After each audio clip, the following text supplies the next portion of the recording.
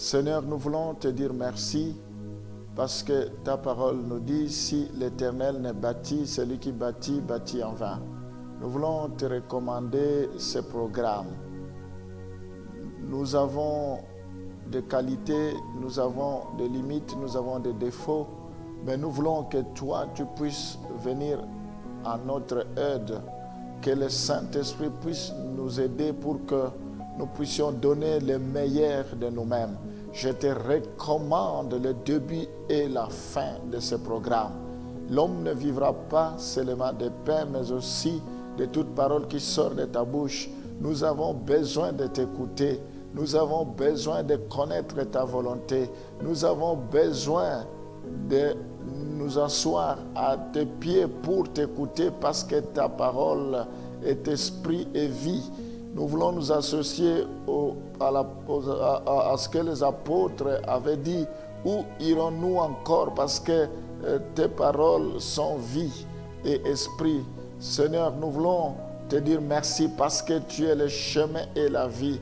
Nous voulons te dire merci parce que c'est toi qui donnes le sens à notre vie. Sois glorifié, Seigneur, sois loué avec tout ce qui se passe dans le monde.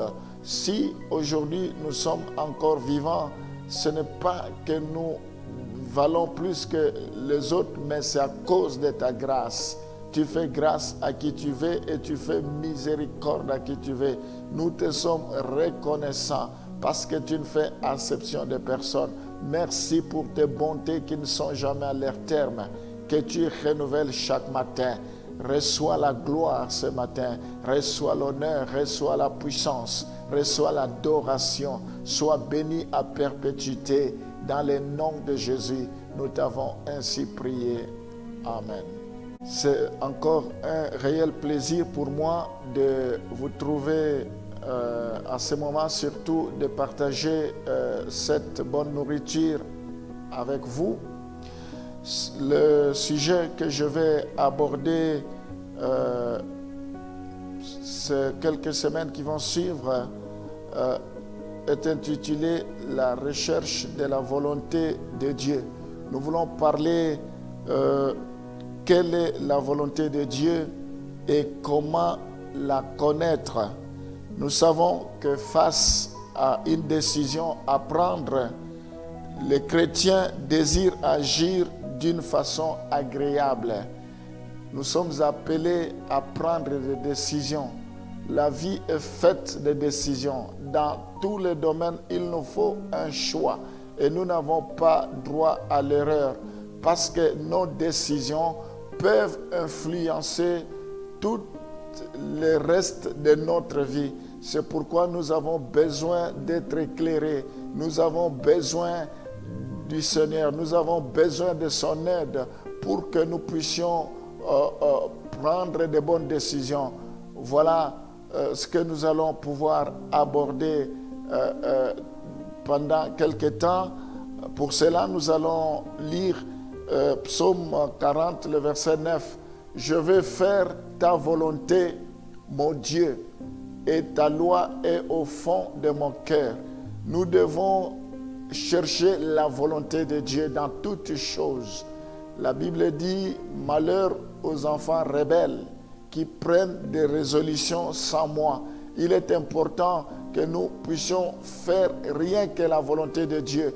Nous voyons dans ce passage, le psalmiste avait une seule envie de pouvoir faire la volonté de Dieu, de pouvoir plaire à son Dieu. C'est ce qui doit conduire chaque enfant de Dieu. Nous ne vivons plus pour nous-mêmes, nous vivons pour le Seigneur. La Bible dit soit que nous mangeons, soit que nous vivons, soit que nous fassions quelque chose que ce soit, nous devons tout faire pour la gloire de Dieu.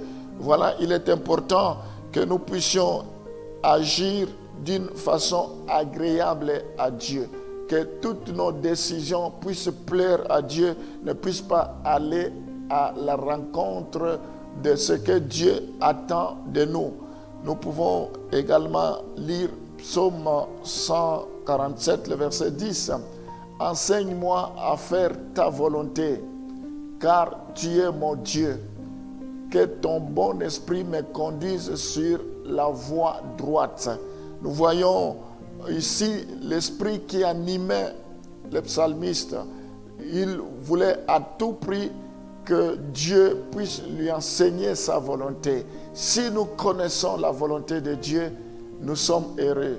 Si nous connaissons la volonté de Dieu, nous allons bien mener notre vie. Si nous connaissons la volonté de Dieu, nous allons réussir quoi qu'il arrive. Nous savons que le Seigneur est avec nous parce que nous connaissons sa volonté par rapport à notre couple, par rapport à nos projets, par rapport à notre business, par rapport à tout ce que nous voulons entreprendre. La question qui se pose alors est de savoir quelle est la volonté de Dieu et comment la connaître. Nous devons chercher à connaître la volonté de Dieu. Dans la pratique, la volonté divine n'est pas toujours explicite. Nous savons d'une manière générale dans la pratique, la volonté de Dieu, pour que nous puissions la connaître, elle n'est pas toujours explicite. Et les manifestations et directives surnaturelles. Donc, il y a des manifestations, il y a des directives surnaturelles, mais il faut que nous sachions comment nous pouvons déceler, comment nous pouvons reconnaître que ça, c'est la volonté de Dieu, ça, ce n'est pas la volonté de Dieu. Nous allons lire la Bible pour prendre quelques exemples. Nous allons dans Actes des Apôtres chapitre 9, le verset 3 et le verset 10. Comme il était en chemin et qu'il approchait de Damas, tout à coup une lumière venant du ciel resplendit autour de lui. Le verset 10. Or, il y avait à Damas un disciple nommé Ananias. Le Seigneur lui dit dans une vision, Ananias. Il répondit, me voici, Seigneur. Nous voyons ici, la Bible nous parle de Paul, comment la volonté de Dieu lui a été révélée. Et Dieu a prévenu son serviteur Ananias, qui a quelqu'un que j'ai choisi. Par le passé, Paul était un persécuteur. Personne ne pouvait l'approcher parce que les gens craignaient de pouvoir mourir. Il persécutait les gens, il agissait selon l'ordre de sa hiérarchie et il plaçait les gens en prison. Alors, il a fallu une directive particulière. Il a fallu une conviction particulière. Il a fallu une orientation spéciale pour que Ananias accepte. Malgré que Dieu lui a parlé, il a d'abord hésité parce qu'il se disait, est-ce que réellement il s'est converti? Parce que connaissant la réputation de Paul, personne ne pouvait s'attendre. J'aimerais dire que la volonté de Dieu, elle est toujours parfaite pour nous. Si Dieu nous révèle sa volonté, nous devons lui faire confiance, nous devons nous accrocher à cela.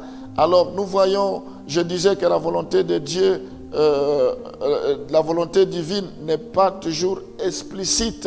Donc nous voyons des fois, cela peut se manifester suite à des manifestations ou à des directives surnaturelles.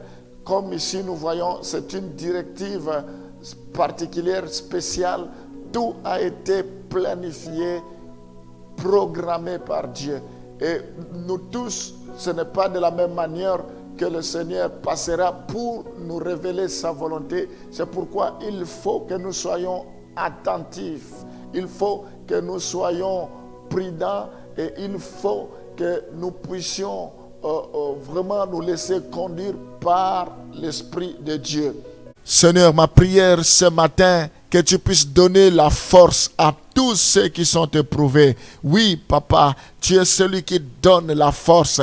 donne la force à tous ceux qui passent des moments difficiles, pour que leur foi ne soit pas ébranlée, pour que rien ne puisse les anéantir. Relève tous ceux qui sont courbés, relève, Seigneur, tous ceux qui sont abattus. Je prie pour que le souci s'éloigne de leur vie. Je prie, Seigneur, pour que tu témoignes encore ta bonté dans leur vie. Oh Seigneur, le malheur atteint souvent les justes et Dieu les a délivrés toujours. Oui, Seigneur, que tu les visites. Je prie pour que tous ceux qui sont qui traversent l'ombre de la vallée de la mort, qui ne craignent rien, tous ceux qui sont dans le désert, le désert ne peut pas détruire, Éternel Dieu Tout-Puissant, tes enfants, alléluia. Le désert ne peut pas détruire, Éternel. Tu nous attires dans le désert pour parler à notre cœur. Tu nous attires dans le désert pour nous former, Seigneur. Oh Père, je